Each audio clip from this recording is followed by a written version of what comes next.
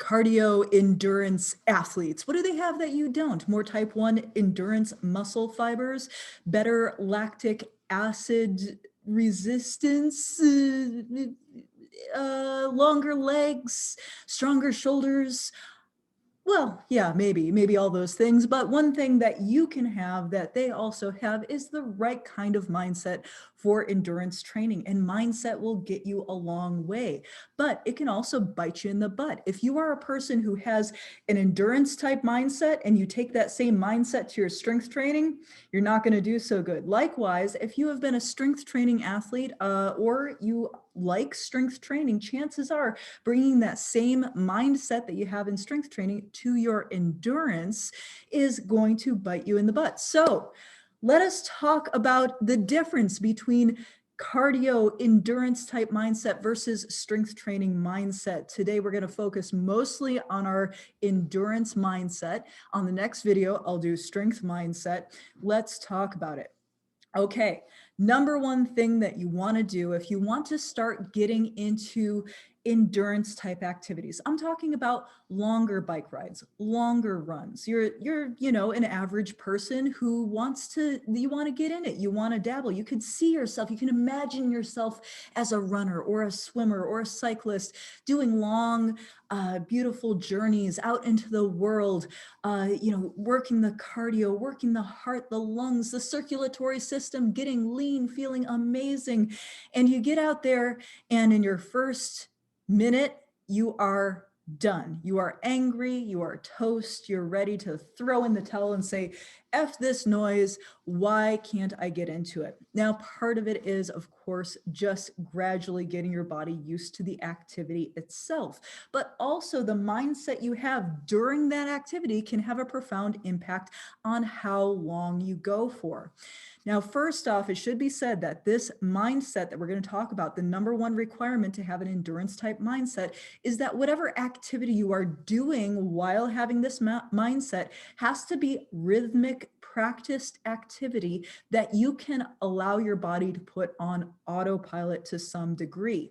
This is not going to work well with novel, unusual, weird movements. So if you're just getting started with running, for example, and you've only been walking up to this point, you got foot problems and other things, you may have to go through a period of training how to actually run so you don't hurt your feet and your joints, and how to run with good form and all this kind of stuff before you can start implementing these mindset concepts. Because once you do, you're really kind of ignoring the body, right? The endurance mindset is kind of like transcendence. You're taking your brain out of the physical body. The physical body, we're going, is it painful in the right way? Is painful, right? Yeah, of course, yes, it's uncomfortable, it's painful, all these things. So you want to kind of take yourself outside of that. You want to transcend that. Some people do this well if they listen to music, if they listen to podcasts, if they have a mantra, if they're, going through and just focusing on maybe one small aspect of whatever physical reality they're feeling. Maybe they're only focused on the breathing or only on the arm movements, right? Or only on the noise of their feet tapping on the pavement, that kind of thing. But you try to transcend, get your brain out of thinking about how bad it feels in your lungs because they're just working so hard, and how bad it feels in your body because you feel sluggish, all this kind of thing. And try to transcend that and get into the mindset of flowing forward and enjoying the journey, right? Looking ahead into the future. I'm not here, I'm 10 feet away from here. I'm 10 yards away from here. I'm 10 miles away from here. You're putting your mind forward in time. You're not present in your body in this moment. You are just living in the future. You are putting your mindset out of the body and into this new reality that is just slightly into the future. And if you can do this long enough, you will go through phases in your body where you feel that runner's high, where the hard part, like a mile or two in, the hard part starts to just not be so hard anymore. And all of a sudden you're in it, you're euphoric, you're able to keep going. And this unfortunately, is also the area where a lot of new people get hurt when they're able to cross that threshold.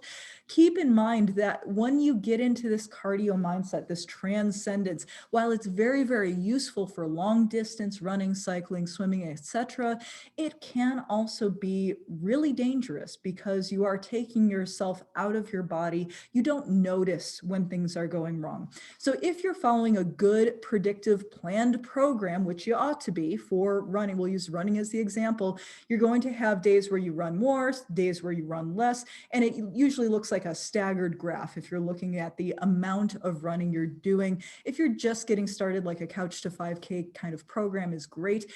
You will find that there will be times, if you implement this mindset correctly, where you are very tempted to go well beyond the amount of prescribed running that is in your program. It is crucial that you set yourself a hard rule of stop when your program says to stop.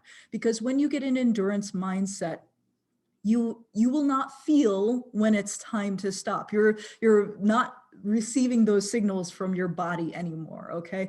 You have to really follow the program, follow the plan, and stop when you're supposed to stop, because while you may not feel it while you're running, you will definitely feel it the next day, and maybe in such a way that you can't run for weeks at a time. So you really want to make sure that if you are going to start with an endurance program, cycling or running or whatever it is that you're trying to do for long swaths of time, whether you're just getting started or you're ready to push it to the next level, maybe you're training for a marathon, something like this, be sure to get that endurance mindset, but also follow an actual program, because endurance mindset is wonderful. It's amazing. It's meditative. It's transcendental. It's euphoric when we get there, right? Especially when we get there with that runner's high or that endurance high where everything kicks in and it's completely awesome, right?